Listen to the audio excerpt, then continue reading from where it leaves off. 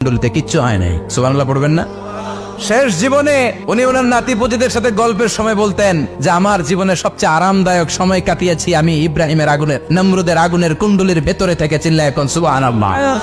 তার মানে পুরো আগুনের কুণ্ডলির গোলবাগিচা বানিয়ে দিয়েছে কে? ওনার জীবনের শ্রেষ্ঠ সময় নাকি এটা? সবচেয়ে আরামসে নাকি কাটিয়েছে এই আগুনের কুণ্ডলির ভেতরে? চিল্লায় পড়েন আল্লাহু আকবার।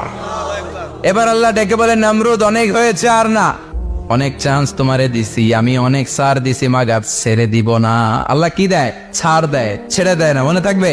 আল্লাহ বলে তোরে মারতে আমার কামান লাগবে না, গোলা লাগবে না, ফেরেশতা লাগবে না, তলোয়ার লাগবে না, নমরুদ তোরে মারবো আমি ল্যাংড়া মশা দিয়া।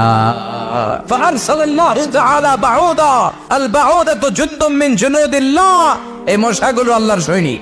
কথা কন, এই মাছিগুলো আল্লাহর সৈনিক, এই সাপ আর ব্যাঙগুলো আল্লাহর সৈনিক, এই বাতাস আল্লাহর সৈনিক, এই মাটি আল্লাহর সৈনিক। মাটি যদি কাঁপাকাঁপি শুরু করে বসে থাকা যাবে? কথা কন, ভূমিকম্প হইলে সব দৌড়াদৌড়ি আছে না নাই? আগুন লাগলে দুর্ঘটনা আছে না নাই? বাতাস যদি 70 থেকে 80 কিলোমিটার বেগে ছুটে আসে, দুর্ঘটনা আছে না নাই? ফারসালাল্লাহু বাউদা, আল্লাহ একটা ল্যাংড়া মশা পাঠালেন। এই ল্যাংড়া মশা নাকের ভেতর দিয়ে ঢুকে মস্তিষ্কের মাঝখানে যে কামড়াতে শুরু করেছে। মশার কেমন খাইছেন না আপনারা? শীতকালে যখন আমরা কম্বল মোড়া দিয়ে ঘুমাই, কানের সামনে নমরুদরে পূজা করতো আর বলতো নমরুদ সবচেয়ে বড় খোদা, নমরুদ সবচেয়ে। এখন খোদা কি করে? ড্যান্স দেয়, চিল্লা এখন কি দেয়? এবার নমরুদ বাঁচার জন্য মাথার মধ্যে আঘাত করে, কিন্তু মশা বের হয় না। চিল্লায় আওয়াজ করে উত্তরে বলেন, মশা ঢুকছে কার অর্ডারে? এই মশা বেরোবেও কার অর্ডারে? মাথার মধ্যে আঘাত করে, খুশি মারে, কিল মারে, কিন্তু মশা বের হয় না। এবার আশেপাশের যারা আছে খাদেম খুদ্দাম কয় তোরাও খুশি মার। খাদেম খুদ্দাম মনে মনে কয় আজীবন অনেক মারছস, আজকে আমরা মারুম। সুযোগ পায়া কিলের উপর কিল আর খুশি। আজীবন অনেক কাজ করাইছিস আমাদেরকে দিয়ে, অনেক জুলুম করেছিস, আজকে সুযোগ পেয়েছে মতো মাইরা লই। খাদেম খুদ্দাম ওরাও কিল খুশি। ঘুষাইতে ঘুষাইতে চেহারার মানচিত্র পাল্টাই দিছে, মাগার মশা বের হয় না। এই মশা ঢুকছে কার আদেশে? কথা কন, এই মশাটা যদি বেরোতে হয় অর্ডার লাগবে একজনের। চিৎকার করে বলেন, চিনি কে? নিজেও মারে বেরোয় না, খাদেম খুদ্দামরা মাথার মধ্যে কিল খুশি মারে বেরোয় না। নমরুদ কয় এবার আমারে জুতা মাপ। কি মাপ? আমরা পরি প্লাস্টিকের জুতা, বাটার জুতা, অ্যাপেক্সের জুতা, আগে পড়তো খরমের জুতা। খরমের জুতা বানাই কি দিয়া? কথা কোন?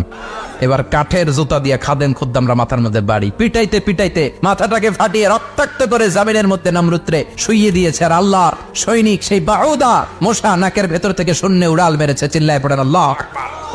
তার মানে এত শক্তিশালী হয়েও, গোটা বিশ্বের রাজা হয়েও নমরুদের ক্ষমতা নমরুদরে বাঁচাতে পারে নাই। চিল্লায় পড়েন ঠিক কিনা?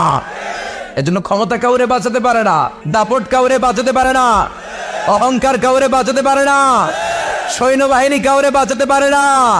বাঁচাতে পারে একজন। চিৎকার করে বলতে হবে, তিনি কে? নমরুদ বলে ইমান ছেড়ে দাও, তা না হলে আগুনে ফেলবো। সাইয়েদনা ইব্রাহিম বলে জীবন যাবে কিন্তু ইমান যাবে। তার মানে আগুনের পরীক্ষায় পাস। চিল্লায় বলেন আগুনের পরীক্ষায়।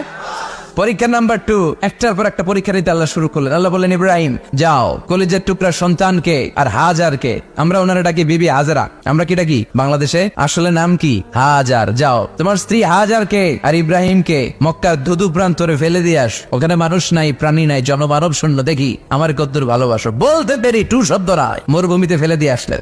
তার মানে পরীক্ষা নাম্বার 2তেও, কথা বলেন, 2তেও।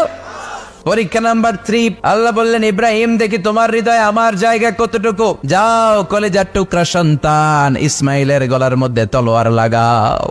সাইয়েদনা ইব্রাহিম বিয়ে করার পর থেকে আল্লাহর কাছে চাইতে চাইতে শেষ, মাগা সন্তান হয় না। ওনার প্রথম সন্তানটা হয়েছিল সাইয়েদনা ইসমাইল যখন জন্মগ্রহণ করেছে। ইব্রাহিমের বয়স ছিল 86 বছর। সুবহানাল্লাহ কইতে মনে চায় না? এলাকায় আসেনি 86 বছর বয়সে সন্তান হয়েছে? হ্যাঁ, এরকম শক্তিশালী পুরুষ কেউ আছে? 86 বছর বয়সে তো হাঁটতেই পারে না। কথা কর। সাইয়েদনা ইসমাইলকে যখন আল্লাহ তাআলা সাইয়েদনা ইব্রাহিমকে উপহার দিয়েছেন, তখন সাইয়েদনা ইব্রাহিমের বয়স, চিল্লায় বলেন কত? 86 বছর বয়সে যে কলিজার টুকরা সন্তানটাকে হাতে পেলেন, চাঁদের মতো সুন্দর ছেলে। আল্লাহ বললেন, দেখি আমার হৃদয়ে তোমার জায়গা কতটুকু, ইসমাইলরে জবাই করো। বলতে দেরি, ছুরি লাগাতে দেরি হয় না। তার মানে এই পরীক্ষায়ও একটার পর একটা আল্লাহ পরীক্ষা নিয়েছেন, একটার পর একটা পরীক্ষা। আগুনের পরীক্ষায় পাস, ফ্যামিলি বিসর্জন দাও পাস, কলিজার টুকরা সন্তানের গলায় ছড়ি লাগাও পাস। এবার আল্লাহ বললেন, এরপর তোমার বড় দায়িত্ব দিব, তোমাকে হজ প্রোগ্রামের এমডি বানাই দিলাম, ম্যানেজিং ডাইরেক্টর অফ হজ। সুবহানাল্লাহ কইবেন না? আল্লাহ বললেন ইব্রাহিম বিশাল বড় কাফেলা বানাও, হজের আঞ্জাম দাও। সাইয়েদনা ইব্রাহিম বললেন আল্লাহ দুদুমরু প্রান্তর, জনমানব শূন্য, মানুষ নাই, পাখি নাই, কেউ নাই, কিভাবে আমি হজের আঞ্জাম দেব? আল্লাহ বললেন ইব্রাহিম হজ প্রোগ্রামের ম্যানেজারগিরি করতে চাইলে 3টা পেশা তোমাকে বেছে নিতে হবে। কয়টা? এই 3টা পেশা এর সমন্বয়ে তুমি হজের প্রোগ্রামের আঞ্জাম দিতে পারবা। পেশা নাম্বার 1 তোমার রাজমিস্ত্রির কাজ করতে হবে। পেশা নাম্বার 2 তোমার ঝাড়ুদারগিরির কাজ করতে হবে। পেশা নাম্বার 3 তোমার মুয়াজ্জিনগিরি করতে হবে। সুবহানাল্লাহ করবেন না? وَإِذْ يَرْفَعُ إِبْرَاهِيمُ الْقَوَاعِدَ مِنَ الْبَيْتِ وَإِسْمَاعِيلُ رَبَّنَا تَقَبَّلْ مِنَّا إِنَّكَ أَنْتَ السَّمِيعُ الْعَلِيمُ। সাইয়েদনা ইব্রাহিম আর কলেজের টুকরা সন্তান ইসমাইলকে নিয়ে রাজমিস্ত্রির কাজ শুরু করে দিলেন। আল্লাহু আকবার।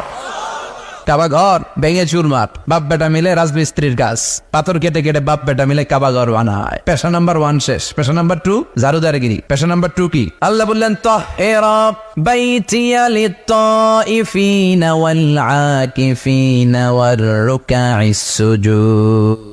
মসজিদেরি ঝাড়ু বারদার হোক আমারে হাতে, শোনো আমারে মোনাজাত, শোনো শোনো ইয়া ইলাহি আমারে মোনাজাত, শোনো আমারে মোনাজাত। পড়েন আমিন। আল্লাহ বললেন তাহেরা পরিষ্কার করো মানে ঝাড়ু দাও, বাইতি আমার কাবা ঘর, লিত্তাইফিনা তাওয়াফকারীদের জন্য, ওয়াল আকিফিনা ইতিকাফকারীদের জন্য, ওয়ার রুকআইস সুজুদ রুকুকারীদের জন্য, সিজদাকারীদের জন্য ঝাড়ু দাও। বাপ বেটার রাজমিস্ত্রিগিরি শেষ, এবার ঝাড়ুদারগিরি শুরু। সুবহানাল্লাহ বলেন। এরপর আল্লাহ বললেন 3 নম্বরে মুয়াজ্জিনগিরির কাজ করো। ওয়াআযিন ফিন-নাসি বিল-হাজ্জি ইয়াতুকা রিজালান ওয়া আলা কুল্লি দামিরি ইয়াতিনা মিন কুল্লি ফাজ্জিন আমিক। ঘর বানিয়েছেন, এই ঘরে তোমরা হজ করতে আসো। সাইয়েদনা ইব্রাহিম বললেন আল্লাহ আমি আর আমার পোলা ছাড়া কেউ নাই। কেউ আছে? মানুষ নাই, আপনারা কেউ নাই, আমি কার সামনে আযান দেব? আমি কার সামনে ঘোষণা দেব? আল্লাহ মানুষ নাই, প্রাণী নাই, পাখি নাই, দৃশ্যমান কিছু নাই, কোথায় আমি ঘোষণা দেব? আল্লাহ বললেন দাঁড়াও, দাঁড়িয়ে তুমি আজান দাও, ঘোষণা দাও। তোমার এই আজানের আওয়াজটা গোটা বিশ্বের সব মানুষের কানের ভেতরে আমি আল্লাহ পৌঁছে দেব। আযিন ফিন-নাস বিল-হজ্জ, হজের আজান দাও। উনি আজান দিলেন আইয়ুহান নাস ইত্তাখাযাল্লাহু বাইতান ফাহুজ্জু। আল্লাহ একটা ঘর বানিয়েছে, যাদের সামর্থ্য আছে হজে আসো। সুবহানাল্লাহ পড়ে। তৎকালীন সময়ে গোটা বিশ্বে যারা ছিল সবার কানের ভেতরে এই ঘোষণাটা মানে আজানটা পৌঁছে দিয়েছে কে? আমরা তখন ছিলাম পৃথিবীতে? কইছিলাম ফি আলামিল আরওয়াহ, রূহের জগতে। রূহের জগতেও আল্লাহ তাআলা আমাদের কানে পৌঁছে দিয়েছেন। রূহের জগতে থেকে এই আজান শুনে আমরা যারা লাব্বাইক বলার সুযোগ পেয়েছি তাদেরকে এই দুনিয়াতে হজের নসিব আল্লাহ করে দিবেন। তার মানে হজ প্রোগ্রামের ম্যানেজার। সুবহানাল্লাহ পড়েন। পরীক্ষা কারে কয়? কত প্রকার কি কি। হজ প্রোগ্রামের ম্যানেজার বানাইলেন, ম্যানেজিং ডাইরেক্টর, মহাব্যবস্থাপক। হজের আঞ্জাম দাও, আর হজের আঞ্জাম দিতে যে তোমাকে প্রথমে রাজমিস্ত্রির কাজ করা লাগবে 5, ঝাড়ুদার গিরির কাজ করা লাগবে 5। আল্লাহর নবী উলুল আজমি মিনার রাসূল মসজিদ ঝাড়ু দেয়, আমরা মসজিদ পরিষ্কার করতে চাই না, আছে না নাই? বালু দেখলেই মুয়াজ্জিনের গালি, কথা কন। মসজিদে ময়লা দেখলেই খাদেমের 14 গোষ্ঠী উদ্ধার করে ছাড়ে, আর নিজে পশ্চিম দিকে পড়ে আসারও খায়, আছে না নাই? মসজিদ ঝাড়ু দেয়া শুধু মুয়াজ্জিনের কাজ, খাদেমদারের কাজ। মসজিদ পরিষ্কার রাখা আমাদের সবার কাজ। চিল্লায় এখন ঠিক কিনা? যাদের অন্তরে জ্বালা যন্ত্রণা, যাদের দোয়া কবুল হয় না, আপনি মসজিদ ঝাড়ু দিয়ে দেখেন মুহূর্তে দোয়া কবুল হয়ে যাবে। অন্তরের জ্বালা যন্ত্রণা দূর হয়ে যাবে, অন্তরের অহংকার নিমিষে কেটে যাবে। তার মানে আল্লাহ বললেন রাজমিস্ত্রি হও, সেটাও হলেন, ঝাড়ুদার হও, সেটাও হলেন, আজান দাও, সেটাও হলেন। তার মানে হজের যে পরীক্ষা নিলেন এটাতেও, কথা কন, শুনতেছেন? 4টা ভয়ঙ্কর পরীক্ষা নিলেন, 4টাতে পাস। পরীক্ষা নাম্বার 5। আল্লাহ বললেন ইব্রাহিম বয়স কত? সাইয়েদনা ইব্রাহিম বললেন 80 বছর। আল্লাহ বললেন নিজ হাতে নিজের সুন্নতে খাত্তা সেরে দাও। সহিহ বুখারীর বর্ণনা, ইখতাতানা সাইয়েদনা ইব্রাহিম আলাইহিস সালাম ওয়া হুয়া ইবনু 80 সানা বিল কদুম। বুখারীর বর্ণনা 80 বছর বয়সে কুঠার দিয়ে লজ্জাস্থানের সামনের চামড়াটা কেটে নিজ হাতে নিজের সুন্নতে খাত্তা সেরেছেন।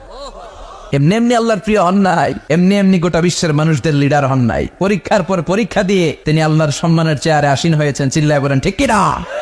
এজন্য আল্লাহ বললেন ওয়াইয ইবতালা ইব্রাহিম রাব্বুহু বিকালিমাতিন ফাআতাম্মাহুন্না ক্বালা ইন্নী জাইলুকা লিন-নাসি ইমামা। ও নবী, স্মরণ করুন সেই সময়ের কথা যখন আমি আমার খলিল ইব্রাহিমকে অনেকগুলো পরীক্ষা নিয়েছিলাম, আর প্রতিটি পরীক্ষায় আমার খলিল সফলতার সাথে উত্তীর্ণ হয়েছিল। ফলাফল স্বরূপ আমি ইব্রাহিমকে জানিয়ে দিলাম, যাও ইব্রাহিম, গোটা বিশ্বের মানুষের জন্য তোমার নেতা বানাইয়া দিলাম। তিনি আমাদের নেতা, leader of the all human being on earth. পৃথিবীতে যারা আছে সবার নেতা, চিল্লা এখন ঠিক কিনা? এত বরকতের মানুষ, এত বরকতের ফ্যামিলি, ওনার ফ্যামিলি যেখানে তাকিয়েছে ওইখানে বরকত, যেখানে পা লেগেছে ওইটা বরকত, যে মাটিতে হাত দিয়েছে মাটিটারে সোনা বানিয়ে দিয়েছে কে? সাইয়েদনা ইব্রাহিমের পা লেগেছিল একটা পাথরে, ওই পাথরটারে মুসল্লা বানিয়ে দিল কে? ওয়াত্তাখিযু মিন মাকামি ইব্রাহিমা মুসাল্লা। আল্লাহ বললেন ইব্রাহিমের দাঁড়ানোর জায়গার পাথরটারে তোমরা মুসল্লা বানিয়ে নাও। হজ করছেন কারা কারা দেখি, অথবা উমরা, আরো বাড়ছে উমরা করতে, মাশাআল্লাহ। যাদের হাত ওঠে নাই এরাও যেন আল্লাহ অতি শীঘ্রই হজ করতে পারে, উমরা করতে পারে। আহারে কি বরকতের জায়গা, আল্লাহ বারবার নসিব করো তুমি। কি বরকতের জায়গা, প্রতিদিন 120টা রহমত নাজিল হয় এই কাবা ঘরকে কেন্দ্র করে। 60টা রহমত যারা খালি তাওয়াফ করে, এই তাওয়াফের ইবাদতটা ওই জায়গা ছাড়া পৃথিবীর কোথাও করা যায়? কথা বলেন। এজন্য 60টা রহমত যারা তাইফিন তাওয়াফ করে, আর বাঈনা লিল মুসাল্লিন, আর 40টা রহমত যারা কাবা ঘরে নামাজ পড়ে। 40 আর 60 100, বাকি রইল কয়টা? ওয়ালা 20 লিন নাযিরিনা ইলাল কাবা। বাকি 20টা যারা তাওয়াফ